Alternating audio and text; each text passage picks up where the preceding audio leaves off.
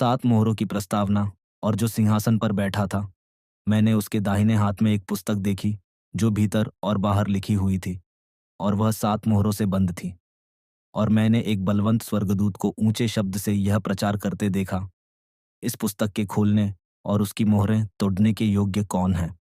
और न स्वर्ग में, न पृथ्वी पर, न पृथ्वी के नीचे कोई उस पुस्तक को खोलने या उस पर दृष्टि डालने के योग्य निकला। तब मैं फूट फूट कर रोने लगा, क्योंकि उस पुस्तक के खोलने या उस पर दृष्टि डालने के योग्य कोई न मिला।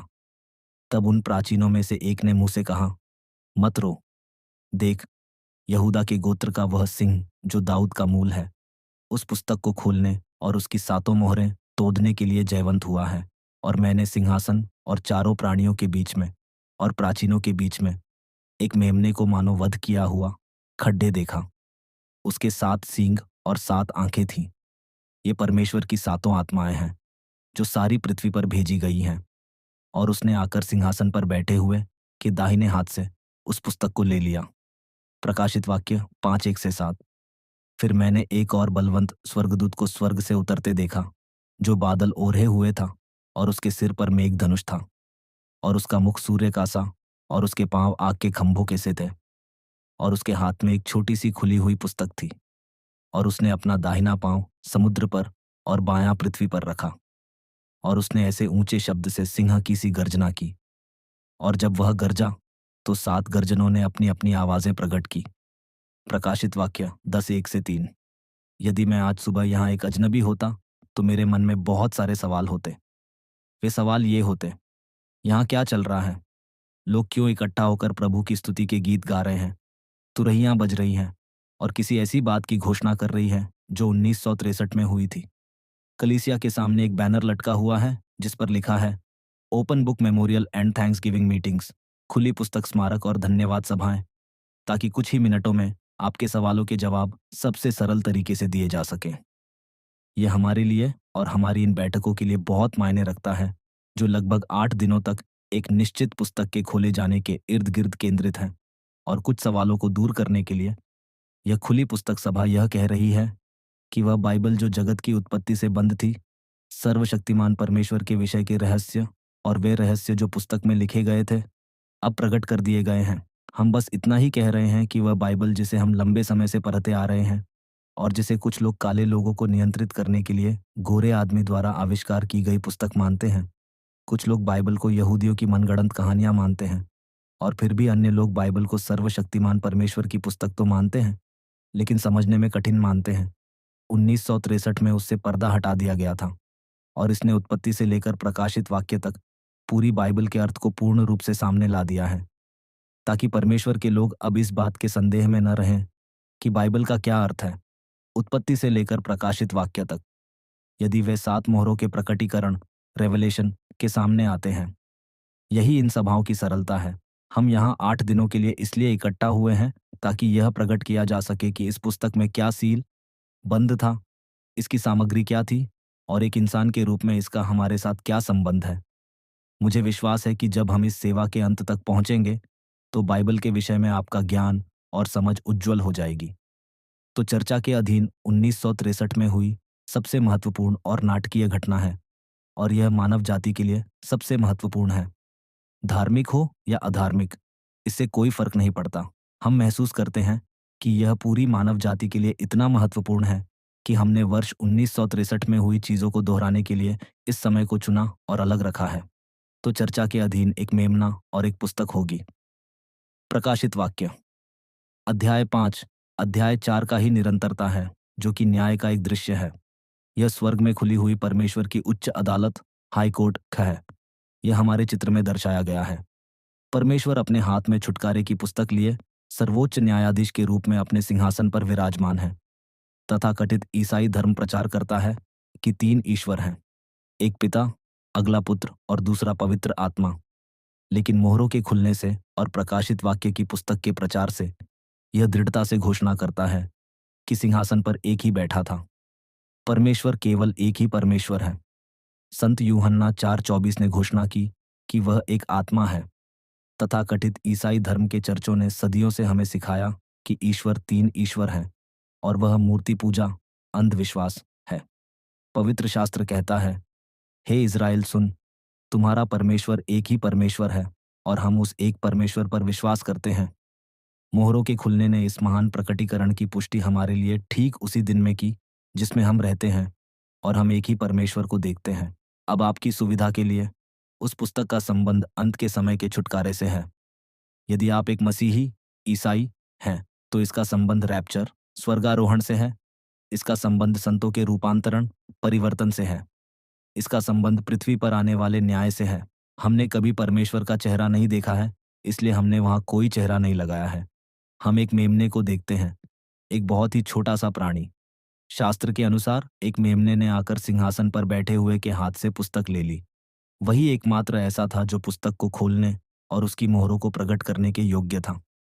अब प्राकृतिक मन को यह बहुत विपरीत लगेगा। एक मेमने ने जाकर परमेश्वर के हाथ से पुस्तक ले ली, लेकिन बाइबल इसी तरह लिखी गई है। यह प्रतीकों में लिखी गई है और संदेश में आगे बढ़ने से पहले मैं मेमने के बारे में इस बात को समझाऊंगा। परमेश्वर ने मनुष्य को धर्मी बनाया और उसने उसे अदन की वाटिका में रखा। अदन की वाटिका में दो वृक्ष थे और परमेश्वर ने मनुष्य से भले और बुरे के ज्ञान के वृक्ष से न खाने को कहा था। आपकी जानकारी के लिए, वह कोई सेब का पेड़ नहीं था। वह वृक्ष दुष्ट अर्थात अदन की वाटिका में शैतान था और शैतान को यौन भोग द्वारा पुनरुत्पादन संतान उत्पत्ति का ज्ञान था। मनुष्य को यौन भोग के माध्यम से अपनी जाति का पुनरुत्पादन नहीं करना था, बल्कि उन्हें परमेश्वर के बोले गए शब्द वचन द्वारा निर्मित किया जाना था। जैसे जब परमेश्वर ने पहले मनुष्य आदम को बनाया तो वह यौन पुनरुत्पादन द्वारा नहीं आया, बल्कि वह सर्वशक्तिमान परमेश्वर के बोले गए वचन द्वारा आया था। परमेश्वर की इच्छा थी कि सभी मनुष्य परमेश्वर के बोले गए वचन द्वारा पैदा हों। यदि आप ध्यान दें कि मनुष्य को दुनिया में लाने की परमेश्वर की योजना और कार्यक्रम उसे एक बच्चे के रूप में लाने का नहीं था। नहीं, उसे एक नर संतान के रूप में पैदा होना था, भले ही वह एक दिन का हो। उसे पूर्ण वयस्क के रूप में पैदा होना था। अब क्योंकि मनुष्य सर्वशक्तिमान परमेश्वर की योजना के विपरीत चला गया, आप उस प्राणी के पालन पोषण में परेशानी देख सकते हैं। वह कितना मूर्ख पैदा होता है। आप माँ की पीड़ा देख सकते हैं। आप संघर्ष देख सकते हैं और जब तक वह प्राणी एक पुरुष बनता है तब तक उसके मरने का समय हो जाता है। यहाँ तक कि इसलिए क्योंकि मनुष्य ने पुनरुत्पादन के लिए अदन की वाटिका में गलत योजना को अपनाया। वहाँ एक और वृक्ष था जिसे जीवन का वृक्ष कहा जाता था। मनुष्य को पृथ्वी को भरना था और जीवन के वृक्ष द्वारा मानव जाति का पुनरुत्पादन करना था। यदि उसने जीवन के वृक्ष से खाकर मनुष्य को उत्पन्न किया होता तो वह नहीं मरता।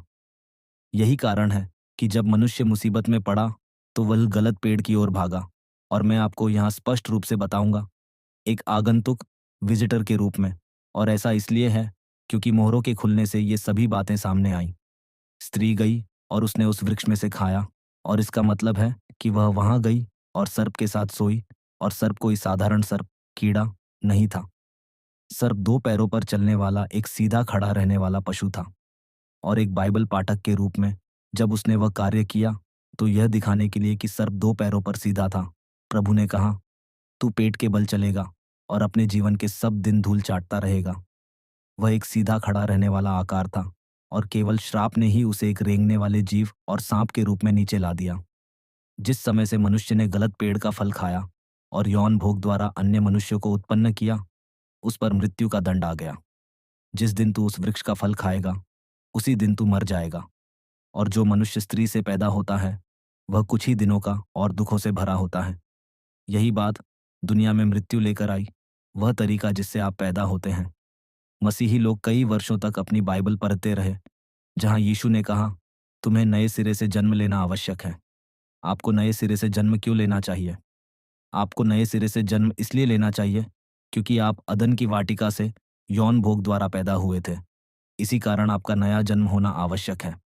मानव जाति गई और उसने गलत पेड़ का फल खाया। गलत पेड़ का फल खाने का मतलब है कि हव्वा ने अपने बच्चों को दुनिया में लाने के लिए गलत योजना अपनाई। इसी कारण आप और मैं मरते हैं। यही कारण है कि हर वह मनुष्य जो स्त्री से उत्पन्न होता है मर जाता है। उसने गलत योजना अपनाई, लेकिन छुटकारे की कहानी जारी रहती है। जब मनुष्य पाप करता है तो वह हमेशा भागता है। ठीक वैसे ही जैसे जब आप गलत करते हैं तो आप अपने पास्टर से भागते हैं, आप भाइयों से भागते हैं। आप उनके चेहरों को नहीं देख सकते। यही कारण है कि जब आप एक पापी के रूप में यहाँ आते हैं तो आप अपना सिर उठाकर प्रचारक के चेहरे को नहीं देख पाते। यहाँ तक कि इसलिए क्योंकि पाप मनुष्य को परमेश्वर से अलग कर देता है। लेकिन प्रेमी परमेश्वर दिन के ठंडे समय में नीचे आया और उसने कहा, आदम, तू कहाँ है? आदम ने कहा, प्रभु, मैं छुपा हुआ था, क्योंकि मुझे एहसास हुआ कि मैं नंगा हूँ। उसे कैसे एहसास हुआ कि वह नंगा है? तुरंत प्रभु ने कहा, क्या तूने उस वृक्ष का फल खाया है जिसकी मैंने तुझे आज्ञा दी थी कि ना खाना? यदि तू उस वृक्ष से खाएगा तो तुझे एहसास होगा कि तू नंगा है।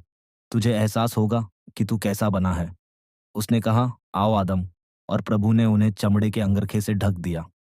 उन चमड़ों को प्राप्त करने के लिए उसे एक जानवर को मारना पड़ा, और मेरा मानना है कि यहाँ ठीक भेड़ की खाल थी। ये छुटकारे की कहानी है। जब मनुष्य पाप करता है तो उसे छुटकारे की आवश्यकता होती है, और छुटकारा एक मेमने के वध द्वारा, एक जानवर के वध द्वारा, दोषी को छुड़ाने के लिए निर्दोष लहू बहाए जाने के द्वारा था। इसलिए निर्दोष मेमना मारा गया और मनुष्य को उसके पाप के लिए क्षमा कर दिया गया। हव्वा को उसके पाप के लिए क्षमा कर दिया गया था, लेकिन मृत्यु का वह श्राप अभी भी बना हुआ है। तो मेरे मित्र, मनुष्य उस समय से जानता था कि बिना लहू बहाए पापों की कोई क्षमा नहीं है। आज दुनिया के कई धर्म जानते हैं कि पापों की क्षमा के लिए आपको लहू बहाना होगा। पाप की क्षमा के लिए आपको लहू क्यों बहाना चाहिए? यदि हव्वा ने वाटिका में सेब खाया होता तो आपको सेब लाना चाहिए था, यह दिखाने के लिए कि यह सेब नहीं था, इसका संबंध लहू से था। मैं आपको यहाँ बताता हूँ मित्र कि क्योंकि लहू के कारण पतन हुआ, इसलिए छुटकारे में लहू की आवश्यकता है। अब उस समय से परमेश्वर को एक निर्दोष मेमने, एक बैल, एक बकरे, एक पंडुकी, एक कबूतर की बलि की आवश्यकता थी, और वह प्रथा उत्पत्ति से ही चलती रही। हम पवित्र शास्त्र में पढ़ते हैं जहाँ हाबिल एक मेमना लाया, जो आपको उत्पत्ति में ही दिखाता है कि पहले धर्मी मनुष्य ने एक मेमना लाया था, तब उस निर्दोष मेमने ने उनका स्थान ले लिया। फिर हम कैन नाम के एक दूसरे व्यक्ति को देखते हैं, और वह फल लाया। फल अस्वीकार कर दिए गए क्योंकि फलों ने कभी पतन का कारण नहीं बनाया। सेब ने कभी पतन नहीं कराया, लहू ने पतन कराया। इसलिए परमेश्वर ने केवल हाबिल के बलिदान को स्वीकार किया। मैं जिस बात पर आ रहा हूं वह यह है कि वह परमेश्वर की आवश्यकता थी, एक लहू का बलिदान। हम इब्राहिम तक आते हैं और वह इसे बहुत अच्छी तरह जानता था, और वह जानवरों के बलिदान लाया। फिर हम कुल पिताओं तक आते हैं, वे जानवरों के बलिदान लाए। फिर युगों युगों तक परमेश्वर ने जानवरों के बलिदान स्वीकार किए। जब ये लोग अपने पापों की क्षमा के लिए जानवरों की बलि दे रहे थे, तब अन्य लहूहीन धर्म भी मौजूद थे। उन्हें अन्य जाति काफिर लहूहीन धर्म कहा जाता था। बिना लहू बहाए पाप की कोई क्षमा नहीं है। इसलिए इब्राहिम के चारों ओर कुल पिताओं, पवित्र पुरुषों और भविष्यद्वक्ताओं के चारों ओर लहूहीन धर्म मौजूद थे। लेकिन तब यह मेमना ही वह चीज थी जो दोषी के स्थान पर खड़ी थी। उस समय के दौरान पवित्र शास्त्र में भविष्यवाणियों पर भविष्यवाणियां थीं, जहां प्रभु ने कहा कि वह जानवरों के बलिदान को समाप्त कर देगा और वह एक दिन एक सर्वोच्च बलिदान देगा। ओह, मुझे वह शब्द बहुत पसंद है, एक सर्वोच्च बलिदान। हाँ, मानव जाति के पापों के लिए। अब परमेश्वर मेरे साथ यह करके कि मुझे दुनिया के पापों के लिए मरने के लिए भेज दे, उचित नहीं हो सकता था। नहीं, जो सर्वशक्तिमान ने किया, उसने स्वयं को मांस के शरीर में ओढ़ लिया। और यही वह बात है जिसे समझना लोगों के लिए बहुत कठिन है, कि वह सर्वशक्तिमान जो पूरे समय, स्थान और अनंत काल में व्याप्त था, वह स्व अस्तित्व वाला, जिसे एलोहिम कहा जाता है, उसने मांस का एक अंगरखा लिया और उसे मरियम नाम की एक स्त्री के माध्यम से लाया। ओह, यह छुटकारे की कहानी मधुर है। परमेश्वर के बोले गए वचन द्वारा सर्वशक्तिमान परमेश्वर ने एक कुंवारी मरियम के गर्भ में एक कीटाणु जन्म बोला, और जब बच्चा पैदा हुआ तो उन्होंने बच्चे का नाम यीशु रखा। और समय आने पर सर्वशक्तिमान उस मानवीय शरीर में आ गया जिसे यीशु कहा गया। यह उसे दो ईश्वर या तीन ईश्वर नहीं बनाता है, इसने उसे मानव मांस में ओढ़ा हुआ परमेश्वर बना दिया, जिसे परमेश्वर के पुत्र के रूप में संदर्भित किया गया। आप कहते हैं, प्रचारक, परमेश्वर के पुत्र के रूप में संदर्भित किया गया। हाँ, परमेश्वर के पुत्र के रूप में संदर्भित किया गया, क्योंकि यह पहला पुत्र था जो अब यौन भोग के बिना पैदा होने जा रहा था, अदन की वाटिका वाले उस एक के अलावा। इसलिए उसे परमेश्वर का पुत्र कहा गया, क्योंकि परमेश्वर ने इस कीटाणु को अस्तित्व में बोला था। यीशु के पास मानव जाति का न तो पिता और न ही माता की ओर से कोई लहू था। वह मांस का एक वस्त्र था, एक निर्दोष इंसान जो यौन भोग से पैदा नहीं हुआ था, जिसने कोई पाप नहीं किया था। उसे एक निर्दोष मेमना होना ही था। अब यह इंसान पूरी मानव जाति के लिए सर्वोच्च बलिदान होने जा रहा था, क्योंकि परमेश्वर ने जगत से ऐसा प्रेम रखा कि उसने अपना इकलौता पुत्र दे दिया, ताकि जो कोई उस पर विश्वास करे वह नष्ट न हो, परंतु अनंत जीवन पाए। क्योंकि परमेश्वर ने अपने पुत्र को जगत में इसलिए नहीं भेजा कि जगत पर दंड की आज्ञा दे, परंतु इसलिए कि जगत उसके द्वारा उद्धार पाए। संत यूहन्ना 3:16-17। क्या छुटकारे की कहानी अद्भुत नहीं है?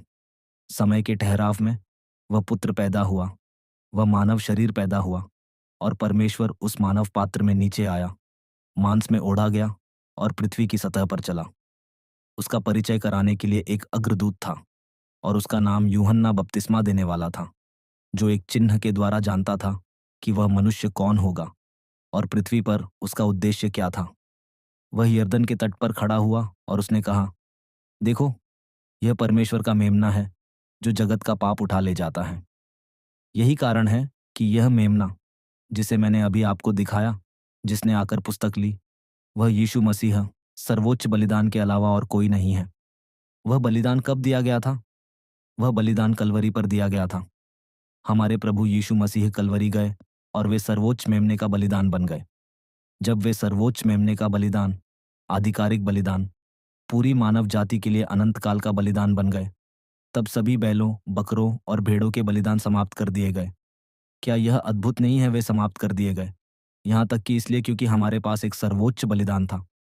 सर्वोच्च बलिदान दिया गया था, और यह त्रित्व, गॉडहेड में कोई दूसरा व्यक्ति या त्रित्व में तीसरा व्यक्ति नहीं था, या परमेश्वर द्वारा मानव जाति के पापों के लिए मरने के लिए किसी और को चुनना नहीं था, बल्कि परमेश्वर ने मनुष्य से इतना प्रेम किया कि परमेश्वर ने एक शरीर बनाया और उस शरीर में प्रवेश किया, कलवरी पर गया और मानव जाति के पापों के लिए मर गया।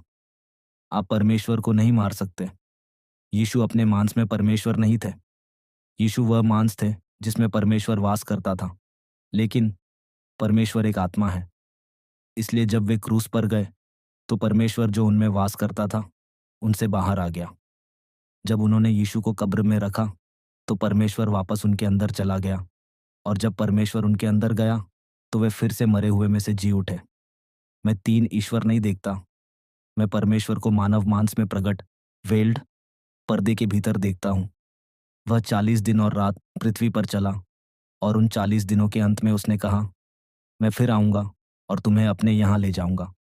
और वह 500 लोगों की दृष्टि में स्वर्ग पर उठा लिया गया। फिर वह वहाँ बलिदान की वेदी पर गया, और यही हमारे प्रभु यीशु हैं, आज तक बलिदान की वेदी पर लेटे हुए, हाँ, मानव जाति के पापों का प्रायश्चित कर रहे हैं। हमें आज मेमने को मारने की ज़रूरत नहीं है। हमें भेड़ को मारने की ज़रूरत नहीं है। हमें बकरे को मारने की ज़रूरत नहीं है। हमें पंडुकियों को मारने की ज़रूरत नहीं है, और हमें अब बैलों को मारने की ज़रूरत नहीं है, क्योंकि सर्वोच्च बलिदान दिया जा चुका है। काश आप जान पाते कि आपके उद्धार के लिए क्या किया गया है। मुझे वे शब्द बहुत पसंद हैं, सर्वोच्च बलिदान। इब्राहिम ने इसकी प्रतीक्षा की, कुलपिताओं ने इसकी प्रतीक्षा की, भविष्यद्वक्ताओं ने इसकी प्रतीक्षा की, और यह उनके दिनों में कभी नहीं हुआ। इसके बारे में सोचना कि सर्वोच्च बलिदान आखिरकार दिया गया, और बैलों और बकरों और हर चीज़ के सारे बलिदान बस रुक गए। यहूदी जाति को यह एहसास नहीं हुआ कि सर्वोच्च बलिदान दिया जा चुका है। उन्होंने खुद उसे क्रूस पर चढ़ाया, और वे सर्वोच्च बलिदान को कुछ नहीं समझते हैं। सर्वोच्च बलिदान को न पहचानने के परिणाम स्वरूप वे बैलों और बकरों को मारना जारी रखते हैं, और आज तक वे व्यवस्था की सेवा करते हैं और अपने पापों के लिए जानवरों को मारना जारी रखते हैं। ओह मेरे प्रभु, यह सोचना ही कितना अद्भुत है कि आज हमारे पास एक सर्वश्रेष्ठ सर्वोच्च बलिदान है। क्यों नहीं हम अपने पाप क्षमा के लिए पश्चाताप करें, प्रभु यीशु मसीह से पापों की क्षमा मांगे, और पापों की क्षमा और पवित्र आत्मा को प्राप्त करने हेतु प्रभु यीशु मसीह के नाम से बपतिस्मा ले लें। प्रेरितों के काम, अध्याय 2, वचन 38 का संपूर्ण और स्पष्ट वचन इस प्रकार है। पतरस ने उनसे कहा, मन फिराओ और तुम में से हर एक अपने अपने पापों की क्षमा के लिए यीशु मसीह के नाम से बपतिस्मा ले, तो तुम पवित्र आत्मा का दान पाओगे। इस वचन के मुख्य बिंदु और उनका महत्व: एक, मन फिराओ, रिपेंटेंस। इसका अर्थ केवल अपने पापों के लिए पछताना नहीं, बल्कि पाप के मार्ग को पूरी तरह छोड़कर परमेश्वर की ओर मुड़ जाना है। यह उद्धार का पहला कदम है। 2. प्रभु यीशु मसीह के नाम से बपतिस्मा, baptism in the name of Lord Jesus Christ. पुराने पापों के धोए जाने और मसीह के साथ एक होने के प्रतीक और गवाही के रूप में प्रभु यीशु मसीह के नाम से पानी का बपतिस्मा लेना। 3. पापों की क्षमा, रिमिशन ऑफ सिंस। मन फिराव और आज्ञाकारिता के इस कदम के द्वारा परमेश्वर मनुष्य के सारे पिछले पापों को पूरी तरह क्षमा कर देता है। 4. पवित्र आत्मा का दान, gift of the Holi spirit. इसके बाद परमेश्वर अपने विश्वासियों को आत्मिक जीवन जीने और अपनी गवाही देने के लिए पवित्र आत्मा की सामर्थ्य और दान मुफ्त में प्रदान करता है। आमीन।